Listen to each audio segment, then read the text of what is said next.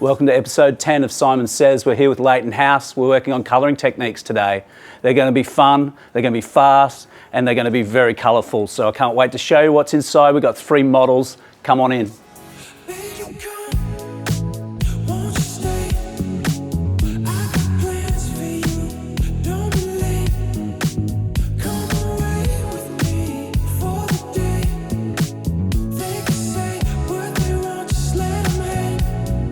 This is my model, Erin. We're going to be doing a technique called random texture. What that is about is using multiple tones, but what we're creating is texture. As we do in a haircut, we're going to create that with a colour. So light and shade, depth of field.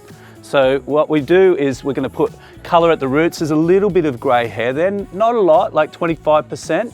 So we're going to use that to our advantage and help it glow up a little bit. So it's got a little bit of translucency on it. We don't want it to block this out and ruin what we have. So working in the salon, I like to work pretty quickly. I think it's a commercial reality. So we're going to put a colour on the regrowth all the way through, and they're going to use multi-textures, as we said. Some of them will tease back just to create a little bit of an area through there where it blends into a lighter end or a brighter end, and then there'll be a bit of depth next to it. We're going to be taking triangles, and they're going to be random sections. We want it to balance, but we don't want it to be a perfect foil. So this will create texture. So really excited for this look. It's something that I love doing in the salon. It's a very commercial piece, but it's also very cool and on trend. So let's get inside and get colouring. Okay, so our first colour was the root colour. It's equal parts 5.63, 5.01, and illuminates 0.221 and 3%. So that's globally all over the regrowth area. Then we're going to divide up, and we're going to take those, like we said, they're random sections, and we're going to put a rouge on one of them from that blend line, and that's equal parts magenta, rouge magenta, and rouge red violet. So that's on one section. I milk all that through, and then we've got the alpine blonding cream on the other sections. And what we do with that is we're going to take the section.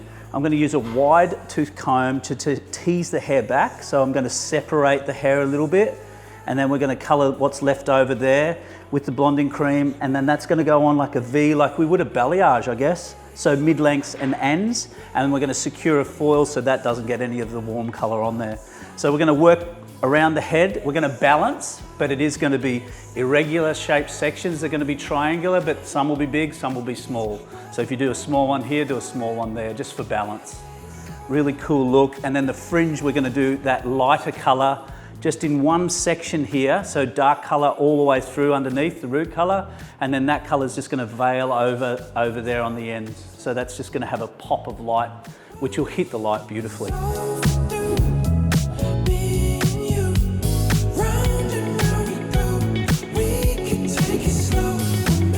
So here's one of my lighter sections. As I said, I get the wide tooth comb because I don't want to refine it too much. I'm just going to move a bit of the hair away by back combing it. So you can see that gets rid of, nearly 2/3 of the hair. So I'm left with that. And just get a paddle. You can put it straight into a foil. I like to use a paddle underneath. And then just quite heavy on the ends. And what we want to do is just fade that back into that hair. Yeah, by just pushing the brush up. So I'll pull that down a little bit. The hair's got a little bit more tension. And now I just push the brush upwards, backward and forward, and just fan that out. So I get a nice blend line, and then I'll put heaps on those ends so it soaks all the way through. Another little trick, so get your foil in underneath and place that on top like that. Once you've got that secured, just get the tail of the comb and then just refine it a little bit. And if you need to put a little bit more colour on, you can. You've got the foil there to secure it. And then how I wrap that, I just get another foil, place that over the top like that. So I've got 2 foils, and then we'll just fold it up to secure it so it doesn't slide out. So if we take the corners off, like so, fold at the bottom, and then I just put some corners on that just so it doesn't slide at all, and that's done. So here we are with our finished colour result. We'll talk about that as it comes out and as it pops when it dries. I love colour, seeing it from wet to dry, and the client's expectation is met. It's beautiful. We're going to cut a fringe. So this is the most technical part of the haircut. It's my favourite part of Erin's haircut. I like to cut them dry. So what I'm going to do is dry it first with a comb, really flat. And that just sort of gets rid of any, I like to do that first because if it jumps up anywhere, I can control that. If I let it dry naturally, it might, I won't be able to get it back down. So get in early, dry it nice and flat. Remember, we're going to finish this off curly today, so I'm just going to trim the ends off, and then we'll texture dry the hair, and then I'm going to use a tong to finish it off and glam it up a little bit. But we'll get onto the fringe first. So comb, wide teeth of the comb, and it's like a wrap dry. We just go down in a downward motion, not drying it up, and then just combing it flat. Pushing it across that way, and then coming in and pushing it across the other way.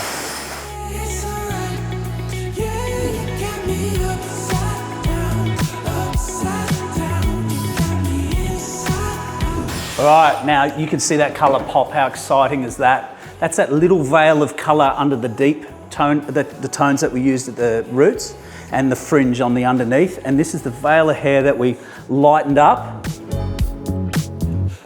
And that veils over the top, and you can just see the 3 dimension that it does. That would look great and shiny and beautiful, but you just add that little pop of colour like that, and it makes a world of difference. Look at that tone, it's beautiful.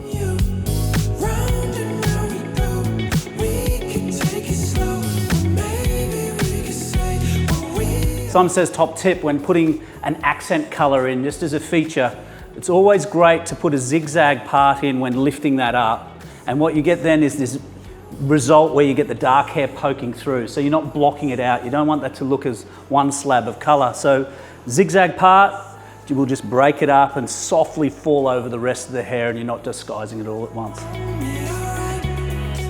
Okay, when we cut a fringe, I always use the wide teeth of the comb. Feed that in. I'd give it a little tap so I've got a bit of tension, rest it against the skin, and then I'll rough it in. So just a point cut.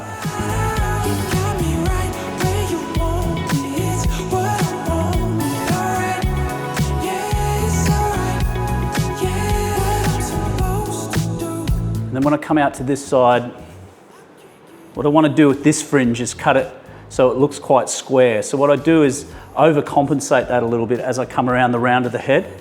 I don't want it to drop down and curve like a concave.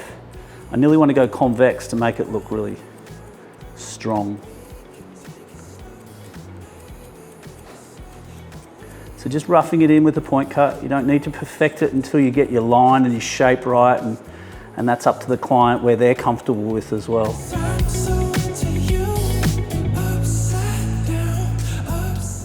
Just that little block of hair there, I'm going to come up and into that.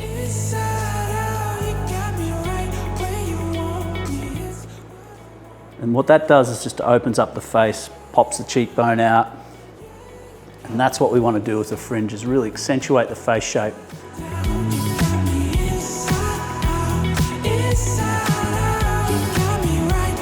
So if we go back to episode 6 with Keisha, what we decided to do there was the fringe was right on the eyebrow. So this one's a little bit shorter, but we cut her quite blunt as well, which really enhanced her look. And this is part of Erin's haircut. The rest of it doesn't matter what you do. This is everything. It's what everyone sees first. Now we've got this pop of colour as well. It's going to look extra good.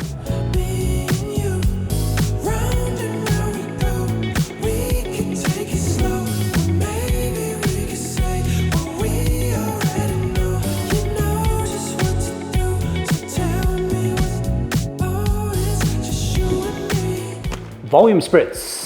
What we're going to do with that is just lightly cover the hair with a bit of volume spritz. So it's a heat activated spray. It's going to pump up the curl a little bit. That's what I'm wanting it to do. You could also use it on straight hair for that nice full blow dry. So it's a nice fine mist, but just a few squirts, concentrating roots, mid-lengths and ends all the way through. And it smells beautiful.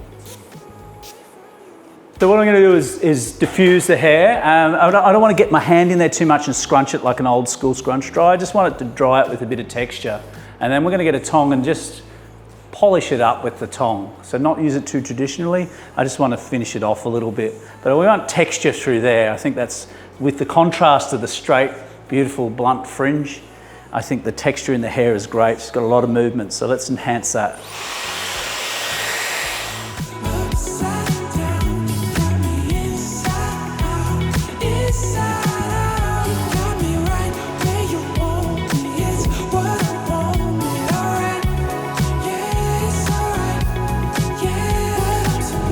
I'm just going to get the tong in there. I'm really happy with the texture. You can see that the wave is pretty perfect, really. But this will just dress it up a little bit, you know, just so it doesn't look like it's just been done at home. I always think that we should do this to our clients, something that they don't do, just take it to the next level. So what I want to do is just wrap it around and then let it out. So you can see I'm just doing that mid-length, see? So I'm not disturbing what's already happened on the ends. I'm just giving it a little bit of strength through here. So just picking out a piece, sort of like how we coloured it. You know, you're sort of picking it up, dropping out what doesn't fit in, letting that sit naturally, and then just going on that mid-length, roll that around on the ends for a couple of seconds and out. So it just gives it a little bit of sophistication.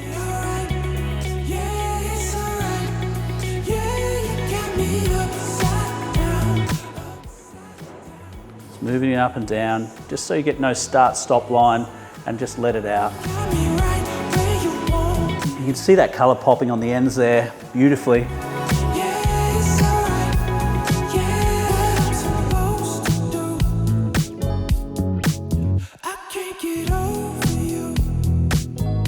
Here we are with our finished look with Erin. As you can see, the colour has plenty of intensity, and you can see that randomness of this technique. So you've got those pieces of the bright rouges in there, and then it blends in though. Like straight or curly, I think you're going to get this softness, and the veil over the fringe looks fantastic. The texture of the hair is beautiful, so it's using the natural curl and just enhancing it a bit with the tong. But I really think that technique, the cut technique and the finishing technique, combined with the colour, give you a great result. So just a little bit more maturity than putting one colour over the whole head. It's got 3 dimensions. So I hope you enjoy, and we'll see you next episode. Yeah, it's alright. Yeah, you got me upset.